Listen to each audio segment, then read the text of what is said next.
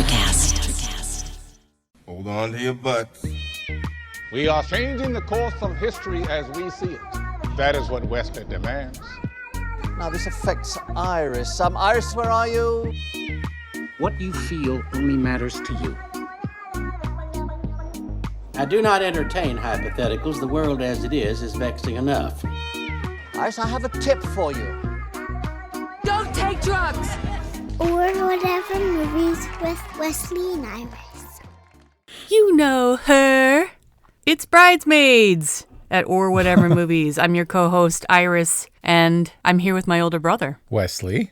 We haven't talked a favorite in a while. Iris's favorite movie that's not The Hangover, that is also like The Hangover. Iris is an expert in these kinds of movies, broing down. And as therefore, such, we are going to conduct this discussion interview style.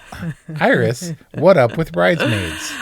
I'll say that Bridesmaids is a sleeper favorite. It sneaked up on me over the years. 2011, this came out. I saw it with a live Q&A with producer Barry Mendel, and we were like, yeah, that looks pretty good. And then I asked a really dumb question of Barry Mendel. I was like, what do you think this movie is going to do for women in comedy? Like, so stupid. And I think he was like, well, I hope it... It's like so painful, right?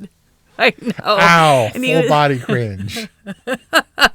And he was like, well, I hope it does great things for women and for these actors. And I was like basically just riding the top of the automated garage door thinking about that moment. But this movie, I returned to this movie. It happened subconsciously at first, and now I do it pretty much annually. Man, I gotta say, those are rookie numbers. I watch almost any movie that I'm willing to watch again, at least annually. Who's got time for that, Wes? Well, I'm also doing other stuff while I'm watching these movies. I'm driving, or I'm sleeping, or I'm washing dishes, or I'm putting dishes in the dishwasher to be washed. Sleepwashing? Sleepwatching, sleep listening. I do like to watch movies while I clean, but Brian cannot be in the room because no matter what Brian is doing, if a movie is on, he just stands in the middle of the living room or the kitchen and watches it.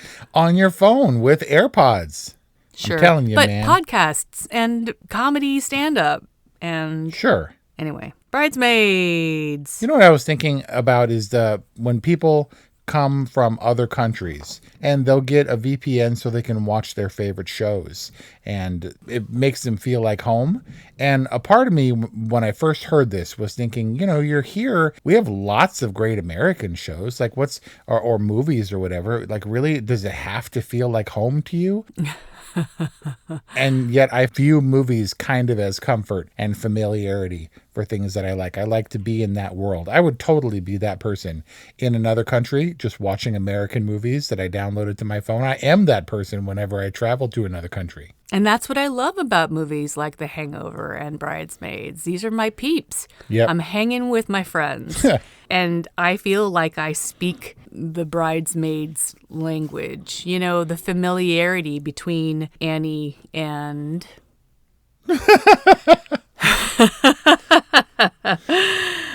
Shoot, what's her name? Lillian. She only says it about 100 times. I feel the familiarity between Annie and Lillian, the comfort with which they speak. And it's weird, but I feel so much comfort with this concept of being able to be a jerk and be totally accepted. Annie, throughout almost the entirety of Bridesmaids, is kind of a jerk. Yeah, is she the villain of Bridesmaids? When you see it from Megan's perspective or Lillian's perspective, yeah, Annie's the friend that went wrong. She's obviously hurt. She's flawed, which makes her a sympathetic heroine or protagonist, or however we want to view her. Is Annie a bad friend? I wouldn't say Annie is the villain, but she is the problem in her own life, and she's the solution. Oh, yeah? It's not Officer Heron or whatever his name is. What's his name? Rhodes. Well, no, obviously Rhodes. I know Rhodes, but they said his name a couple of times, and whenever I hear Nathan? It's jarring. Nathan. In interviews when they qualified this movie, they would say, like rom-com, and then backtrack it. Oh, like a female buddy comedy. No one would say that The Hangover is a romantic comedy, right? Even though it's a get the groom to the altar on time, it has very little to do with romance. Yeah, I mean, there's romance and there's Heather Graham and stuff, but them persistently calling this the female hangover, and then Kristen Wiig and Annie Mumolo and Paul Feig, they got kind of annoyed. Yeah. The Hangover and Bridesmaids, do you think they're similar? They, well, only in the sense that they're going to go to Vegas for a bachelorette party, which doesn't even happen in Bridesmaids, thank goodness. I remember when the whole Vegas plan is hatched, I'm like, no, please, no, don't just be the female hangover. I think I would take umbrage with that as a filmmaker behind Bridesmaids because it is distinctly different. It's just unfair. It's like saying that Ryan Reynolds and Ryan Gosling look alike. They just... Durable McDillon. One is... It reduces Bridesmaids to being a copycat film, which it isn't. No, and they very much deliberately tried to avoid that. You know, that the Las Vegas scene was scrapped because they were concerned, we don't want to do Las Vegas again when they feel Hangover did it so well. And so someone was like, well, what if they just don't make it? It's the reason for the airplane scene and Annie's meltdown on Helen's drugs that they don't go to Vegas. Help me, I'm poor. Yeah. Yes, I'm Mrs. Iglesias. I knew you were coming with many quotes. So we've talked a lot about movies and these sounds that come to us and immediately transport us when we watch those movies. Is there a sound? Is there a moment in Bridesmaids that takes you back to seeing it for the first time? Of course there is Stove. It's not a name. You're implying. I'm not implying. I'm a man, and my name is Steve. You're a flight attendant. Is that degrading? Yes, of course. Well, I know. He's like, yes, I am. You're exactly right. Absolutely accurate.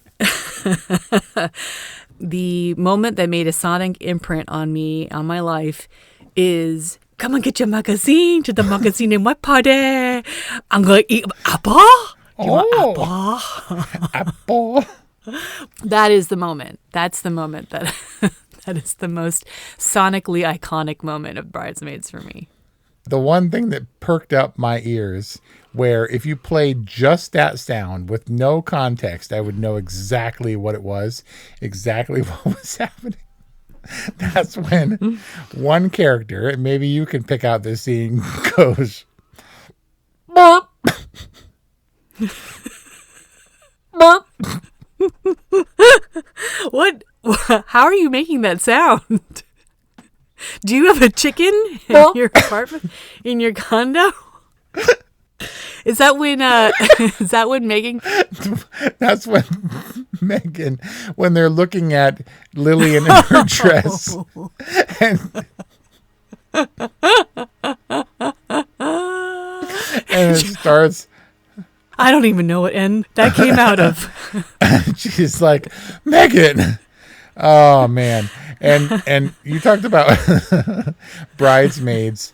The guy saying that he hoped that it did a lot for women and women's movies. Oh God. But if it did anything, it definitely advanced the cast of at least some of these. I think Bridesmaids made Melissa McCarthy, right?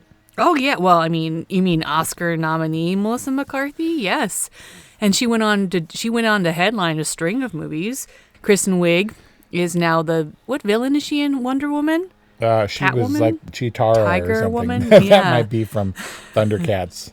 Rose Byrne, became like a comedy queen for a time. Yeah, she was primarily known for dramatic roles, and then they found she had improv chops via Bridesmaids, so she rode that train for a while. Yeah, Ellie Kemper has her own Netflix shows. Like, of course, yeah. This cast blew up, and good for them. Most of them, some of them. I mean, I don't know what Terry Crews is doing. This is maybe my favorite Terry Crews performance. Yeah? Dancing in the park. You're not dancing. He's so pissed. It's so funny. Isn't that the best, though? I think that it's great because it's so awkward. Did you know that this is a Judd Apatow production? Yes. And his most successful and the only one that's been nominated for an Oscar. Really? Bridesmaids, a huge success. He wanted much more slapstick, big moments and stuff. But I think Kristen Wiig's style of comedy is much more subdued, subtle. I don't know about subtle. She's ready to party with the best of them.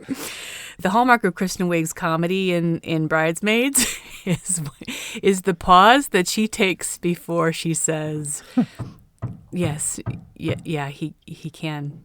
Referring to George Glass. George Glass?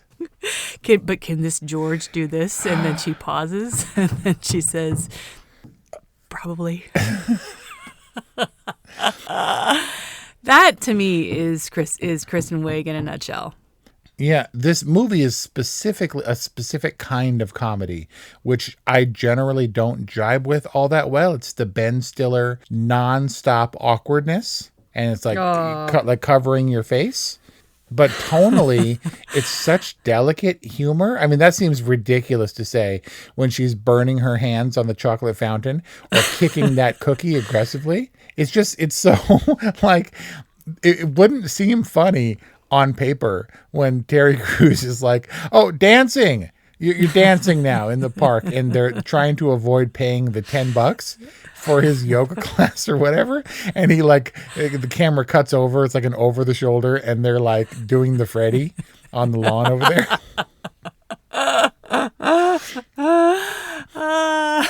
Like I could never write Bridesmaids in that way. Because I don't know that was scripted. They brought together such talent, comedians across the board, even for the minor and the serious roles. Like Stove is a comic, even though he plays such an unflattering kind of non-comedic role. And so I wonder, how much of this was actually scripted? Is the editor the unsung hero in Bridesmaids? I don't think that brunch scene was scripted. I don't think that the reaction scenes during the engagement party speeches were scripted. All of the airplane stuff, when you really kind of stand back and look at it, kind of fragmented. And I think that it's an editing wonder that Bridesmaids comes together the way that it does. I mean, when Kristen Wiig is putting her arms out akimbo and Lillian's like, are those balls? And she's like, yeah, but my arms, I got elbows. They couldn't have scripted that. Much of this was improv, like a wild amount. I heard, I think it might have been Anchorman too, that there was so much improv for every single scene that you could assemble an entirely different cut, a brand new cut of Anchorman 2. So much. My understanding is that Paul Feig said, let's do one take for everything, at least one take as it was scripted, because it had to be scripted. Not all comedies have to be fully scripted before they move on, but boy, is that recommended, I would say. And then they were free to improvise. And for people like Rose Byrne, who wasn't seasoned in that way, wasn't part of sketch comedy like so many of these others were, I'm sure that was hard, but they just went. And yeah, kind of miraculous that a movie that is as fragmented is stitched together so that the seams are nearly invisible. Oh, you're so funny. You're so cute. Will you marry me? Yes. I love you. Very much improv, obviously. But when Robin Williams, when you just go, then there has to be a wrangler because you can't just go wild. Need a good editor, good insight. And because this editor or these editors are such unsung heroes, I'm just going to shout out to William Kerr and Michael L. Sale. When you step back and you try to look at this film critically, you can see how some things don't match up, but tonally, they always do. They're always hitting the right note. Even if there are weird continuity things, it doesn't matter because the humor is the through line in Bridesmaids. So good job. Okay, next question. Is Bridesmaids a fluke? Very suspiciously, when everyone and anyone would ask, is there going to be a sequel? Both Kristen Wiig and Annie Mumolo, the writers, would be like, so I don't think so. We kind of played that. That was my Kristen Wiig impression. We kind of played it out. I think that as a story, everything that was told needs to be told was told. That's really nice. Why isn't Kristen Wiig a massive star? Why isn't she Melissa McCarthy level? Because I think that Kristen Wiig is gifted in comedy. She is so talented. Like Lucille Ball, she can make a pretty unlikable character at times be likable and sympathetic because her comedy, she's so fun and funny. I think a lot of credit goes to her for anchoring Bridesmaids with some heavy hitters in there. What happened? Because you had Paul Feig, you had Melissa McCarthy, Kristen Wiig, all the pieces seem to be in place for Ghostbusters. It's been largely ignored and overridden by the Jason Reitman Ghostbuster movies. What happened? There was never another Bridesmaids. Kristen Wiig has kind of been relegated. I mean, Barb and Star go to Vista Del Mar. What happened? Why does Bridesmaids, is it like the vein? Is it the strike? The lucky strike? And then everything else is just like nuggets and gold dust? Why is Bridesmaids so successful? And then the immediate big follow-up, which had all the pieces in place, just failed to impress anyone. Talk about movies being buried. It was the follow-up to Bridesmaids starring Kristen Wiig and Maya Rudolph. I'm looking on their IMDb and I can't even find it. It's so buried. Do you know what I'm talking about? No, I have no idea, but that's so sad. What happened to Paul Feig? Did Ghostbusters just decimate his career and in one fell swoop? Did it get all of them? Friends with Kids. I don't know what you're talking about. Featuring Maya Rudolph, Chris O'Dowd, and Kristen Wiig. And John Hamm. That's made up. Friends with Kids, dude, came out in 2011, where two best friends decide to have a child together while keeping their relationship platonic so they can avoid the toll the kids take on romantic relationships. This was the immediate follow-up to Bridesmaids that completely failed. That is wild and all the more telling. There are lots of movies which are just done to death by the sequels. And they're like, oh, but this is the first one, the good one, a classic. Bridesmaids stands alone and is remembered and I think revered because it seems like a one-hit wonder. And that's very sad because it was so good. I do think that there was a lightning in the bottle quality to Bridesmaids that perhaps can't be replicated, or if it is, then it needs to be done very carefully and delicately. But that doesn't mean that it was a fluke. Annie Mumolo, who played a very minor role in Bridesmaids, has gone on to do more acting and proves her comedy chops and continues to write. You know, I think that there is staying power, but sometimes things come together in a way where, they are greater than the sum of its parts. I'm just talking for them, for career longevity, for parlaying a massive success into financial compensation that they deserve, to be in demand as an artist. I think that's deserved, but it never comes from Bridesmaids. Nobody made a fortune on Bridesmaids except probably Judd Apatow. Why do you say that? Why do you say that they didn't make any money off of Bridesmaids? It was a huge box office success. Yeah, but the first albums are never big for bands, the first novels, except for after the fact. You parlay that into a huge contract for your second novel. And they had the opportunity. So apparently Bridesmaids took several years, like multiple years, where Kristen Wiig and Annie Mumolo would talk from opposite coasts. Annie was in LA. Kristen was in New York with her day job, as they called it, for Saturday Night Live. Really a standout performer for her class. And you would think one of the Will Ferrell types who would go on to massive success. Took them a long time.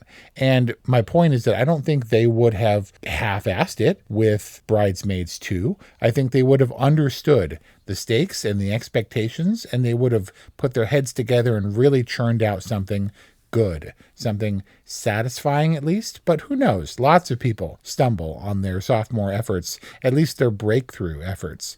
Well, my question is Bridesmaids as good as we think it is? The audience score on IMDb is 6.8. You know what else got 6.8? A vastly more expensive, more popular movie, at least in terms of audience focus and target audience. What's that? Actually, quite the opposite. But your favorite, Primer. What? That's what I'm saying, dude. The only similarity, the only are available, the primary discussion available now, orwhatevermovies.com. The only similarity is that there's a dedicated fan base. There are people who will shout Primer from the rooftops. Hi, Max. And Bridesmaids. Definitely, you're one of those people. Bridesmaids was built largely on the success, was built largely on word of mouth. I saw Bridesmaids because several people that I worked with were like, dude, you got to see Bridesmaids. And I'm like, sure.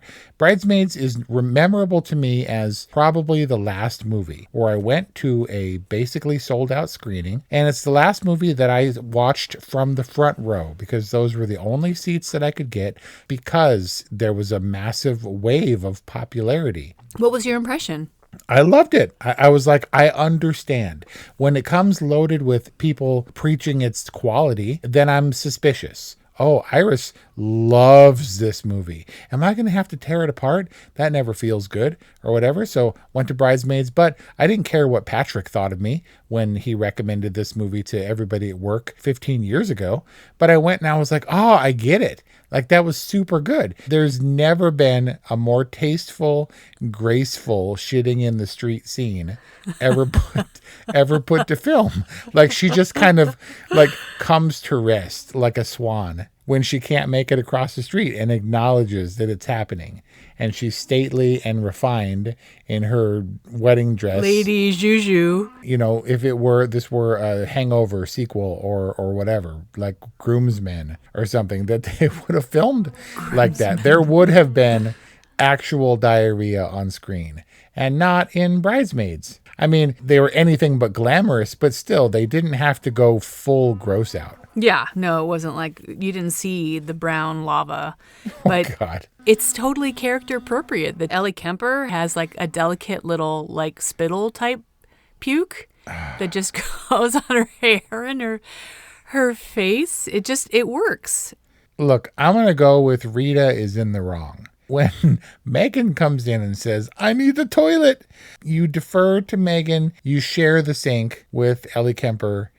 You don't. Rita deserved to get puked on. So much that they could have done that they feel they didn't need to do. And obviously it works because Bridesmaids are runaway box office success. A defining moment in comedy. A lot of heavy hitters who can really find the moment and improv and come up with magic that just can't be replicated. When you've tried to figure out why Bridesmaids, I firmly believe, endures and is a classic, it's got to be the unique moments that can only be born of improv, where you have a bunch of very funny, very smart people finding the stuff that can't be put to paper. It's kind of miraculous. Yeah, Bridesmaids is like the anti-AI film. This is something that no machine can create. This is something so entirely and utterly human, which in all of its ugliness and obsceneness and silliness is so entirely relatable. Nothing formulaic. I will give you that. Is Officer Rhodes a cutie? Aww. When you wear your heart on your sleeve the way that Officer Rhodes does, you can't help but be a cutie. He's just so honest and forthright and lovable because he likes Annie. And there's no game there. I guess he leans and plays into his strengths, right? That he's kind of funny and they share a somewhat irreverent kind of comedy and stuff. But he's just so likable as Officer Rhodes. When she's doing the Charleston in the street and he's trying to be tough, I kind of don't buy it. Stop that. But he's such an empathetic character. He loves her cake and he wants her to be happy. Come on. How do you not love Nathan Rhodes? Right, exactly. To wrap up this interview, I got to bring it down. I got to be a hater and crap on the seeming perfection that is Bridesmaids. What do you dislike about Bridesmaids? I'm trying to think where, if anywhere, it drags for me. Oh, it bothers me. And ironically, my moment, this is leading because I have a moment, but ironically, my moment it bothers me because of its perfection. Is it John Hamm when he picks her up after the rear ending and the hit and run? Nope. Oh, man, because I hate him so much, but he makes me laugh so hard. Oh. He's such a dick. What's your moment? I have an issue with If Wilson Phillips shows up on stage for Lillian's wedding and her dad's really funny, I'm not paying for this shit. Like, it's funny. Just do a live performance. When it's the album cut during that performance, that's not live. It's mixed like a studio track. Just do it live. Just do it in the moment, and it would have been better. The ending... There's a couple of things that I don't watch for Bridesmaids. I don't really pay attention to the Wilson Phillips performance. The fake siren at the end, I feel like Bridesmaids has kind of a weak ending. And then not related to a weakness in any way, I simply cannot watch the Helen and Annie speeches during the engagement party or whatever. I can't watch it anymore. Just as soon as Annie takes the microphone and gets back up there, I'm like, nope, I'm going to skip forward because it's too awkward. It hurts me to watch that. Apparently there's lots and lots of footage, like miles of footage that they didn't show because that's all improv. You mean that in a great way, and that's fine. I get it. You're reaching. You have to find some flaw in the perfection to make yourself feel better about not having created the masterpiece that is Bridesmaids. I get it. That's fine. You can nitpick it. It's such a tight movie for being so loose and unscripted for so much of it. Bridesmaids, as absurd as it sounds, feels like the classy movie that Hangover wanted to be, with the suits and the nice cars and the Vegas. I don't know. It just has so much strength and staying power. It has so much heart. I love The Hangover, partly because it's Stu's story and it's Stu's arc. And Stu comes into the man that, maybe he needs to be. Bridesmaids has so much more heart than The Hangover. It's a friendship movie and about the enduring nature of true friendship. What friendships can endure. But it is also a coming-of-age movie for adults. We typically associate like coming of age and loss of innocence with childhood, but this is an adult learning to be an adult. And you see the transformation in Kristen Wiig's character from basically the child who is unable to kind of regulate her emotions in a particularly tough time, understanding how important it is to pull it together, not only for themselves, but at a critical moment for a friend. It's almost weird how transformed she is by the end. Yes, she's lighthearted and playful with Officer Rhodes, but she's a different person at the end of Bridesmaids. And I think that's what makes it a much more meaningful story and comedy. All she was doing was flailing while trying to save her friend. She just wanted to keep her friend and not talk herself out of it, or kick her cookie away out of it, or splash the chocolate fountain out of it and drive Lillian away permanently. Very sweet, flawed, and relatable in that way. Final question for this interview. What would you say is your rating or your overall assessment of Bridesmaids?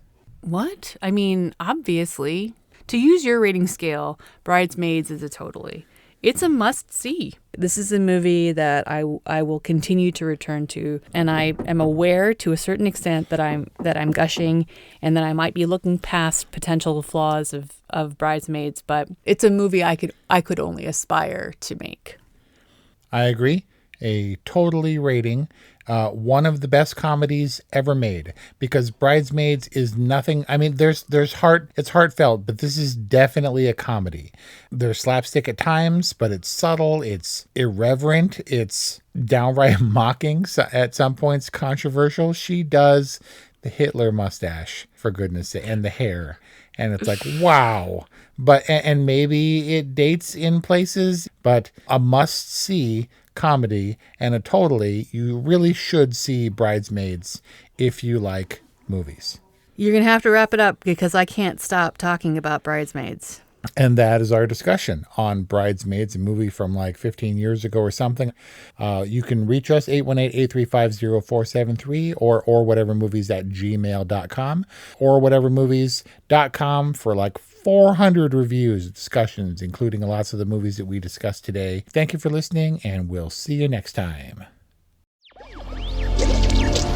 Electricast. Welcome to the Candle Power Hour. Come with us backstage, behind the scenes of show business, spanning over 4 decades and bringing you the experiences that can only be told by the people who were there.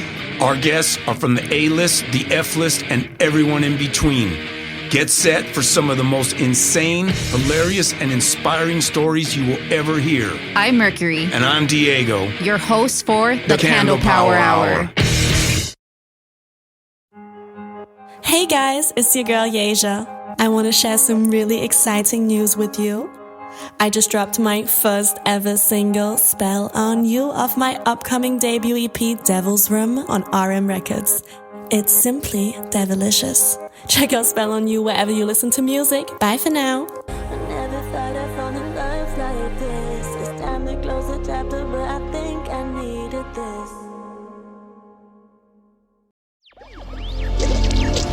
Electricast.